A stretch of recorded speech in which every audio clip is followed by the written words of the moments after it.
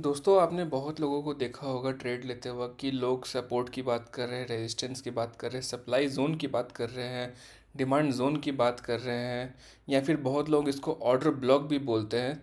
तो और बाकी लोगों के चार्ट में भी देखा होगा आपने कि लोग एक लेवल्स मार्क करके रखते हैं। तो ये सब चीज़ें होती क्या है, आज की इस वीडियो में हम इसी चीज़ के बारे में बात करेंगे कि सप्लाई जोन क्या होता है, डिमांड जोन क्या होता है। ठीक है। और ये वर्क कैसे करते हैं, इसमें हम लोग ट्रेड कैसे लेते हैं, इसको ड्रॉ कैसे करते हैं, तो ये सारी चीज़ें हम इस वीडियो में कवर करने वाले हैं।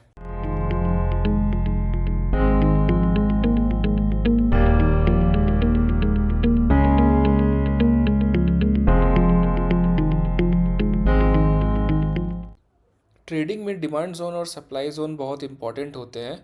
तो ये जोन सप्लाई और डिमांड के आधार पर कीमतों में बदलाव का इंट्यूशन देते हैं हमें। ठीक है। डिमांड जोन क्या होता है? डिमांड जोन वो प्राइस एरिया होता है जहाँ पर बायर्स बहुत ज़्यादा एक्टिव होते हैं। ये एक सपोर्ट जोन की तरह काम भी करता है, जहाँ कीमत नीचे जाने के बाद बढ़ने लगती है अचानक से। तो इसके कुछ कुछ इंपॉर्टेंट पॉइंट्स है कि डिमांड जोन को पता कैसे करें हम लोग। उसमें क्या होता है कि कीमत जो होती है, जो प्राइस होती है, उसमें गिरावट जब आती है तो उसके बाद एक अचानक से इंक्रीमेंट देखी जाती है। ठीक है। इस जोन को बार बार प्राइस ऊपर जाने की कोशिश करता है। और जो बुलिश कैंडलस्टिक पैटर्न, जैसे कि बुलिश एनगल्फिंग या हैमर या लॉन्ग विक, ये सब इस टाइप के कैंडलस्टिक्स यहाँ पे दिखाई देते हैं। ये जो जोन होता है डिमांड जोन, ये जोन से जो प्राइस होती है वो काफ़ी तेज़ी से ऊपर जाती है। सप्लाई जोन क्या होता है? सप्लाई जोन वो प्राइस एरिया होता है जहाँ पे सेलर्स लोग बहुत एक्टिव होते हैं। ये एक, इसको बोल सकते हैं, रेजिस्टेंस जोन की तरह भी काम करता है, जहाँ कीमत ऊपर जब जाती है तो वहाँ से अचानक से नीचे आने लगती है। ठीक है। तो उसको बोलते हैं हम लोग सप्लाई जोन। तो इसमें इम्पॉर्टेंट क्या क्या चीज़ें होती है, इम्पॉर्टेंट पॉइंट्स क्या क्या होते हैं कि जब प्राइस थोड़े थोड़े धीरे धीरे करके जब ऊपर बढ़ता है, ठीक है, और जब इस जोन पे पहुंचता है, सप्लाई जोन पे पहुंचता है, तो यहाँ से जब सेलर्स एक्टिव होते हैं तो प्राइस को काफ़ी तेज़ी से यहाँ से गिराते हैं। जब बेरिश कैंडलस्टिक पैटर्न यहाँ पे दिखाई देते हैं, जैसे कि बेरिश एनगल्फिंग कैंडल होती है, या फिर शूटिंग स्टार होती है, या फिर लॉन्ग अपर विक, इस टाइप की कैंडलस्टिक पैटर्न आप यहाँ पे देख सकते हैं।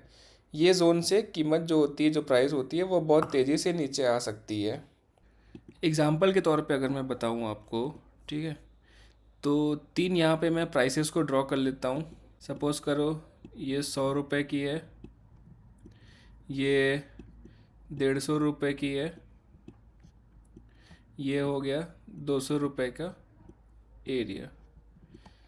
अगर मार्केट ऊपर से नीचे आ रहा है, मतलब 140, 130, 120, 100 पे आया, हम देखते हैं कि 100 से यहाँ से मार्केट नीचे गिर नहीं रहा है। ठीक है।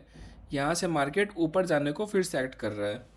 तो इसका मतलब क्या हुआ? जब मार्केट ऊपर से नीचे गिर रहा था तो इसने इस जगह पे एक सपोर्ट लिया। जैसे कि अगर मैं चेयर में बैठा हूँ तो मैंने चेयर को एज अ सपोर्ट लिया हुआ और मैं चेयर के ऊपर बैठा हूँ।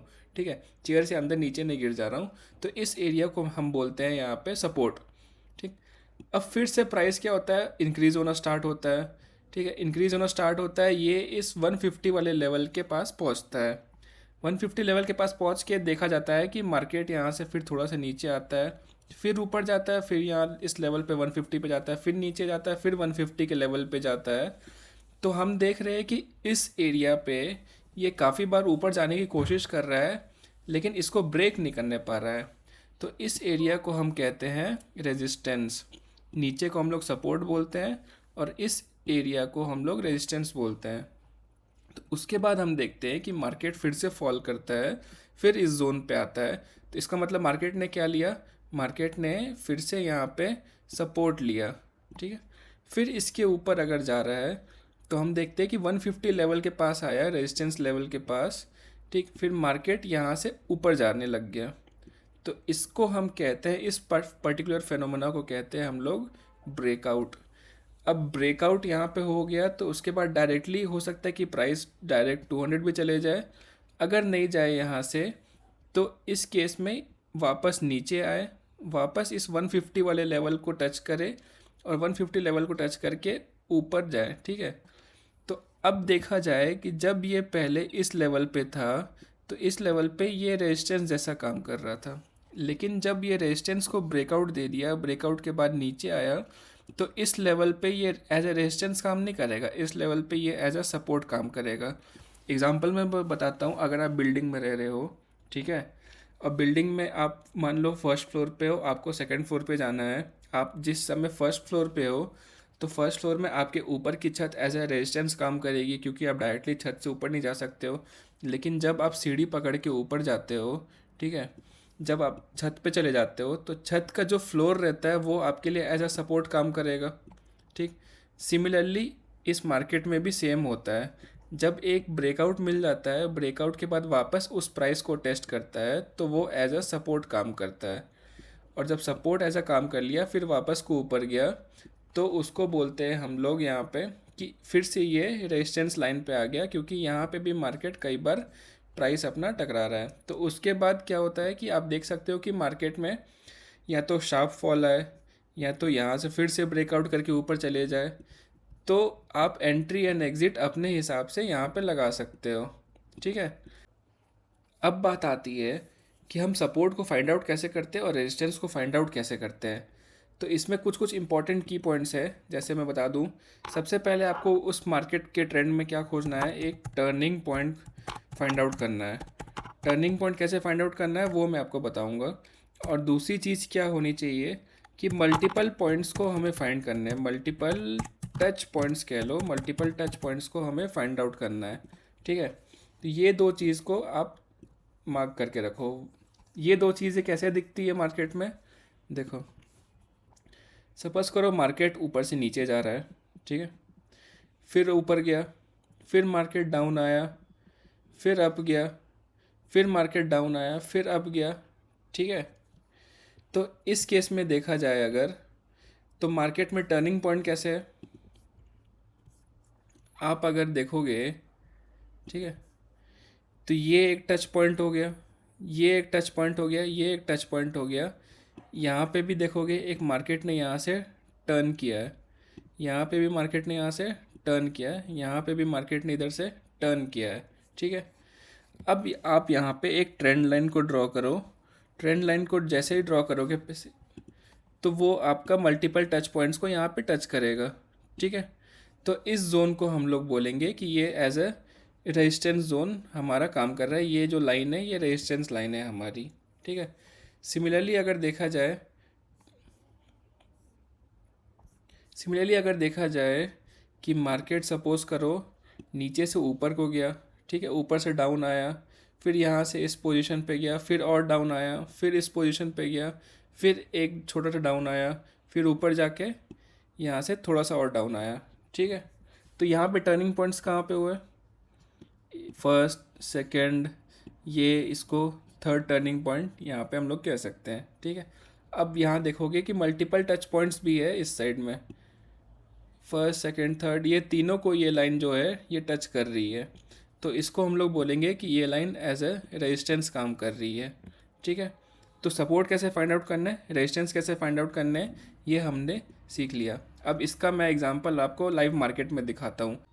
तो दोस्तों अगर देखा जाए लाइव मार्केट में, तो लाइव मार्केट में ये कैसे काम करता है, जैसे मैं चलो निफ्टी का चार्ट लगा लेता हूँ। निफ्टी का चार्ट अब ये लग चुका है यहाँ पे। ठीक है। तो अब बात की जाए कि यहाँ पे सपोर्ट एंड रेजिस्टेंस कैसे ड्रॉ करना है, तो सबसे पहले मैंने क्या बोला था कि टर्निंग पॉइंट एक फाइंड आउट करना है। तो टर्निंग पॉइंट जैसे कि अब क्या ये टर्निंग पॉइंट है, हाँ है, तो ये टर्निंग पॉइंट है, हाँ है, ये भी टर्निंग पॉइंट आप देख सकते हो। ठीक है। एक ये टर्निंग पॉइंट आप देख सकते हो, एक ये टर्निंग पॉइंट देख सकते हो, यहाँ पे टर्निंग पॉइंट देख सकते हो। ठीक है। तो टर्निंग पॉइंट में यहाँ क्या करता हूँ, मैं एक लाइन ड्रॉ कर लेता हूँ। ठीक है। अब जैसे ये एक टर्निंग पॉइंट थी, मैंने यहाँ पे एक लाइन ड्रॉ कर लिया। अच्छा, अब यहाँ पे बात आती है कि हमें बॉडी पे लेनी है कि विक पे लेनी है। ठीक है। जैसे अब यहाँ पे इसकी विक निकली हुई है, यहाँ पे इसकी बॉडी निकली हुई है, तो मैं हमेशा प्रेफर करता हूँ कि आप हमेशा बॉडी पे लो। ठीक है। अब कैंडल में आप हमेशा देखोगे कि ओपन हाई लो क्लोज ये होती है, लेकिन जो फाइनल जो डिसीजन वाले चीज़ होती है वो मैं बोलता हूँ हमेशा कि आप बॉडी को लिया करो। अब यहाँ पे देखोगे कि काफ़ी सारी विक्स यहाँ बनी हुई है और यहाँ बॉडी भी है, और इस केस में देखोगे यहाँ पे कि छोटी सी विक है और बॉडी है यहाँ पे। तो इस केस में क्या, फिर मैं क्या बात करता हूँ कि सीधा यहाँ पे आप जैसे इसकी विक होगी, इसकी बॉडी होगी, एक सपोर्ट जोन आप यहाँ पे ड्रॉ कर सकते हो। सपोर्ट ये पूरा एक जोन हो गया। इसका मतलब कि इसने थोड़ी सी विक भी कवर कर ली, थोड़ी सी बॉडी भी कवर कर ली। और यहाँ अपर हाई पोजीशन में देखूँ तो यहाँ पे मैं भी अगर जोन ड्रॉ करना चाहूँ तो यहाँ पे भी एक छोटा सा एक जोन ले लेता हूँ।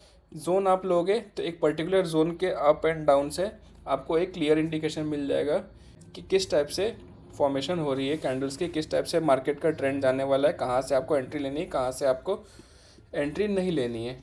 अब मैंने यहाँ पे बताया था आपको कि ये दो टर्निंग पॉइंट्स को हमने टच कर लिया। जो पहला जो टर्निंग पॉइंट था यहाँ से हमने एक लाइन ड्रॉ कर ली, नीचे एक टर्निंग पॉइंट था यहाँ पे टच कर लिया, नीचे एक टर्निंग पॉइंट था इधर यहाँ पे एक टच कर लिया। अब आप देखोगे कि ये मान लो एक डिमांड जोन रह गया हमारा, ये एक सपोर्ट जोन रह गया हमारा।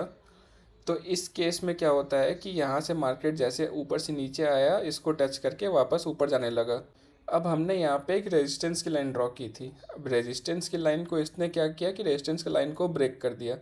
ब्रेक किया तो नेचुरली है कि अब डायरेक्टली ऊपर तो ब्रेक नहीं करेगा। अब इसने क्या किया, थोड़ा सा ऊपर गया, नीचे आके इसने रीटेस्ट लिया। रीटेस्ट लेके आप देख सकते हो कि वापस कितना अच्छा मूव मिला है हमें। सिमिलरली अब टॉप में देखूंगा तो टॉप में इस मार्केट ने इतना कंसोलिडेट किया है तो ये यहाँ पे आप इसको एज अ जोन कंसिडर कर सकते हैं। तो यहाँ पे भी मार्केट ने क्या किया है, मार्केट ने ऊपर टर्निंग पॉइंट लिया, जोन पे थोड़ा सा नीचे आया, इसको टेस्ट किया यहाँ पे, फिर नीचे आने लगा, फिर यहाँ से फॉल हमें देखने को मिला। अब जो हमने पहले यहाँ पे एक रेजिस्टेंस लाइन ड्रॉ की थी तो ये एज ए सपोर्ट काम करने लग गई। सपोर्ट काम करने लगी तो ये जब फॉल करेगी तो यहाँ पे भी एज ए सपोर्ट काम करेगी, ठीक है।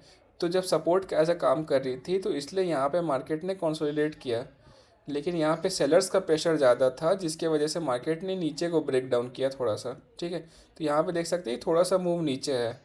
अब ये क्या कर रहा है कि थोड़ा सा मूव जब नीचे आया तो मार्केट को रीटेस्ट करने के लिए वापस से इस रेजिस्टेंस जोन के पास चले गया। अब ये इसका एज ए रेजिस्टेंस जोन काम कर रहा है, ठीक है।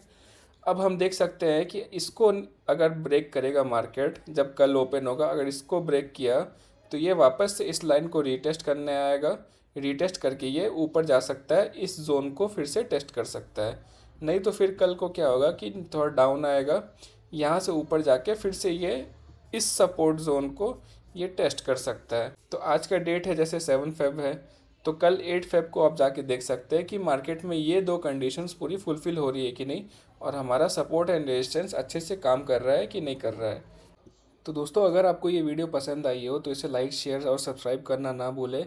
और आपके जितने भी ट्रेडिंग दोस्त हैं यहाँ पे, जितने भी ट्रेडिंग भाई लोग हैं, वो सबको ये वीडियो शेयर करें, क्योंकि ये वीडियो एक पेड कोर्स से तो कम है नहीं। तो आपको जितने भी मटेरियल है वो मैं आपको फ्री में दे दूंगा यूट्यूब में। आप मुझे कमेंट में टॉपिक लिख के बता दो कि अगली वीडियो मैं किस टॉपिक पे बनाऊँ, तो उस केस में मैं उस टॉपिक पे वीडियो बना के आपको जल्दी से यहाँ पे अपलोड कर दूँगा।